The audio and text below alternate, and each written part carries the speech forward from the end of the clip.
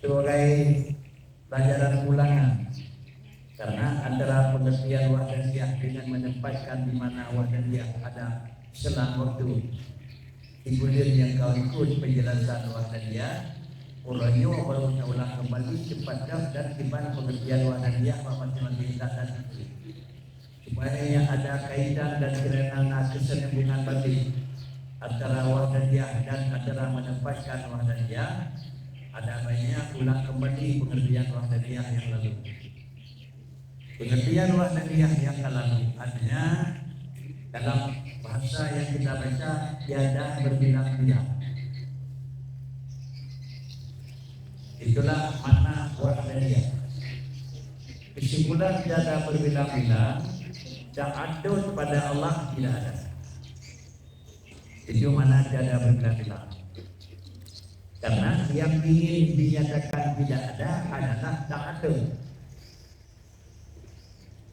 Zat Allah yang sudah kita yakini zat itu ada dan wujud, pada wujud itu tidak ada ta'addud. Itu adanya. Lalu kemudian bagaimana pengertian ta'addud? Yang ta'addud itu tidak ada.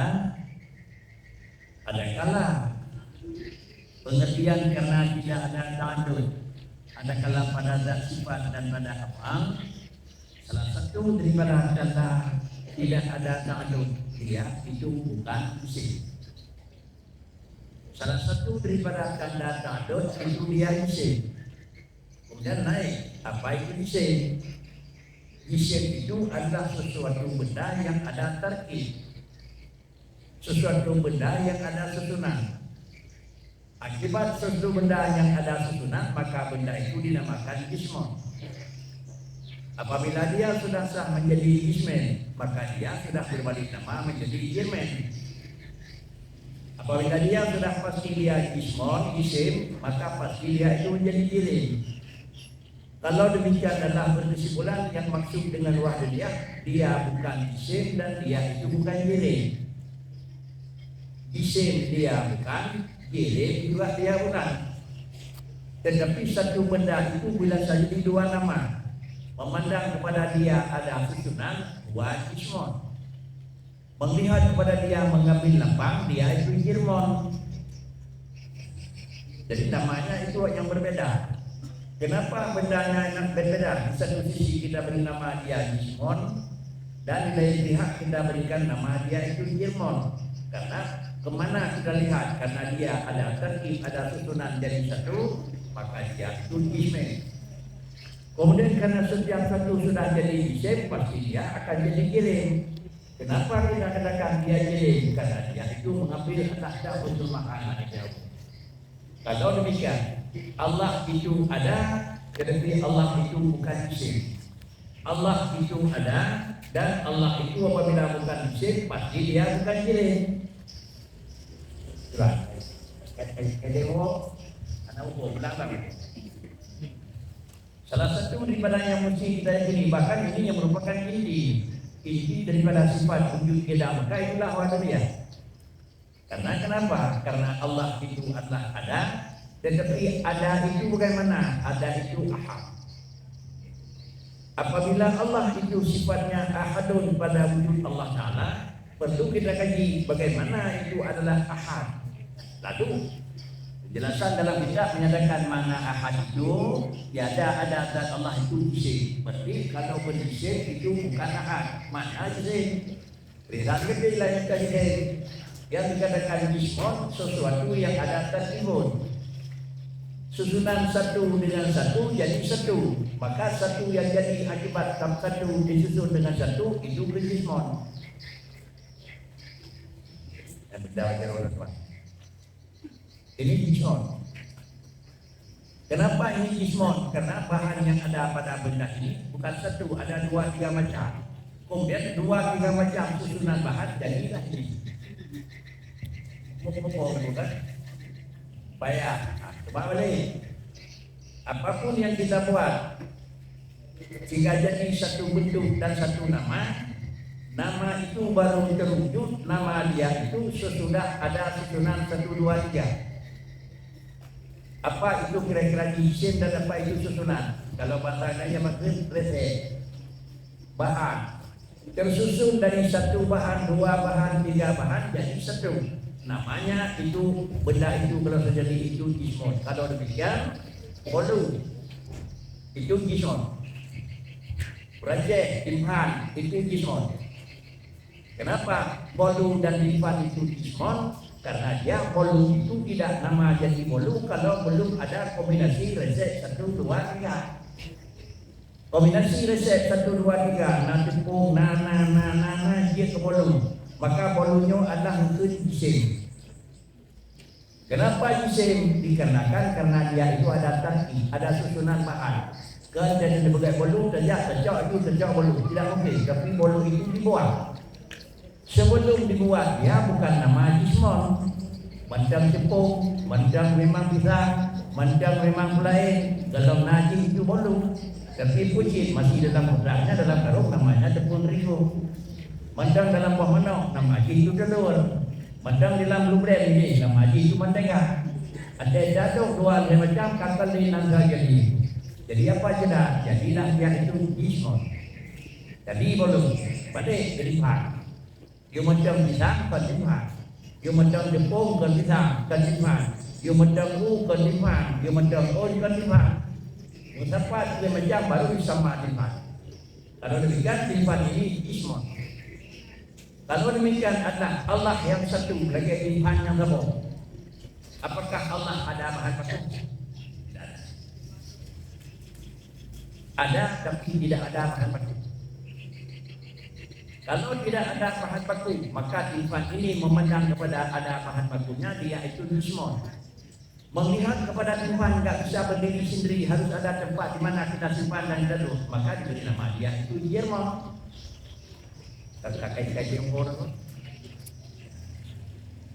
yuk mendam tidak ingat itu satu benda. Namanya bolu, namanya timpan, yang bawahnya galau ilake 4 kebak. Apa nak pada kebak? Ada pegang bolu, seribu ekor pada kebak. Anak perlu seribu ekor pilih. Tetapi dia terpegang bahan jis, yang pada kebak, yang mau dilakukan. Kalau demikian yang mengambil piring, yang berdaya ke piring, apakah bolu atau bahan? Ya, bolu tidak betul tepat. Bahan yang ada pada bolu yang mengambil. Saya kira dia sebagai bolu benar tepung benar tapi punya kemana-mana.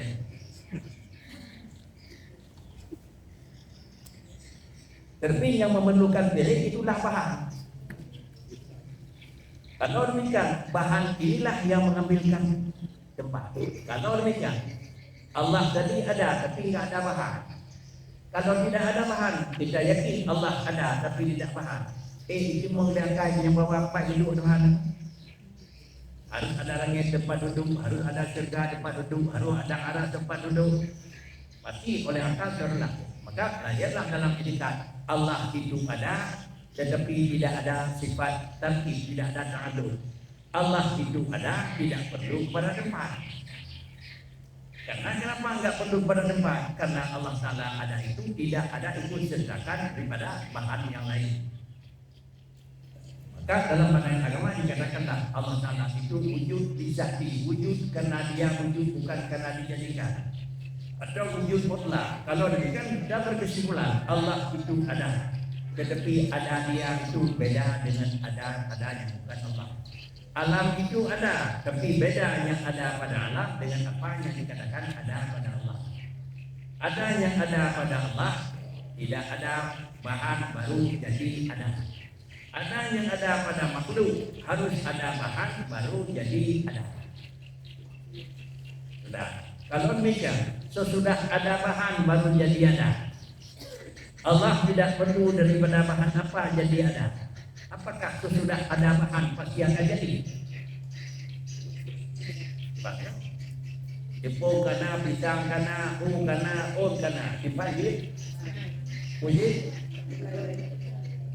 Baru tahu pula. Kalau demikian, kalau Allah Ta'ala itu bukan jisim sama dengan Allah Ta'ala itu tidak perlu bahan dan tidak perlu siapa yang buat siapa yang menjadi. Maka menurut kita Allah Ta'ala tidak perlu tempat, dan Allah Ta'ala tidak perlu ada pada orang yang menjadikan. Kalau tidak ada dua itu pada Allah memerlukan siapa yang menjadikan dan dari apa jadi, maka sama dengan dia Allah gak bisa dijadikan. Karena perlu Tuhan. Kalau Allah ada tidak perlu diadakan. Kenapa tidak perlu diadakan? Karena sebelum kita adakan Allah Ta'ala itu dalam posisi ada. Kenapa Allah Ta'ala dalam posisi ada? Karena pada Allah Ta'ala itu tidak pernah ada sifat dengan bersifat tidak ada. Maka inilah pengertian ahad. Kalau ini pengertian ahad, dia begini pada zatnya, begini pada sifatnya, dan begini pada perbuatannya. Kenapa tiga-tiga? Dia cukup mendam ahad bangsa, ibut dan pun anda boleh pegang. Perlu dia tiga-tiga namun tidak bicarakan ahad pada sifat, ahad pada perbuatan, dikatakan ahad pada zat saja. Karena kalau zat saja yang ada, sifat tidak ada, itu bukan Tuhan. Karena Allah Ta'ala adalah satu zat yang di atas semua. Zat Allah, zatun mausifun. Zatun mausifun. Satu zat yang zat itu mausufun bisifat. Kan zat Allah Ta'ala itu zatun, kemudian baru sekali gue diikat ini. Kan? Anak beda. Banyak anak beda dia itu. Allah Ta'ala siapa zat nyendekalkan Allah anjir anak gue. Si gue pun yang mesti nak, si gue kemana? Dan bandaikan Allah hanjir nasi pun sifat pun hanjir na sifat beriun ya kan ada kerenduhan rohnya yang na sifat sempurna sifat beriun anak BO mendang sifat beriun na ke Tuhan BO mendang hanjir sifat sempurna ke Tuhan ya kan ada kita katakan Allah kita akui Allah itu Allah maka ada yang ini yang bahwa Allah itu ada yang dikatakan Tuhan sempurna. Yo, kalau dia dikatakan tak sempurna, maka hadirlah dalam kajian dan pelajaran kita yang diajari oleh Abu Muda Guru kita, Allah itu bersifat sempurna.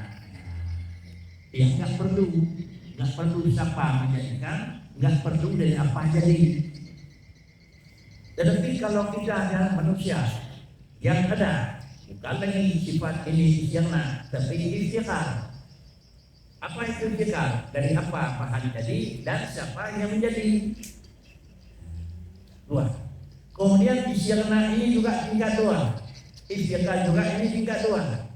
Kapan Allah Ta'ala isyirna? Ibtidaan wa dawamah. Ujung ada, enggak perlu orang yang menjadikan supaya ada. Sesudah kita yakini Allah ada, tidak perlu kepada lain karena dia sudah ada. Sedangkan kita adalah sifat istiqamah.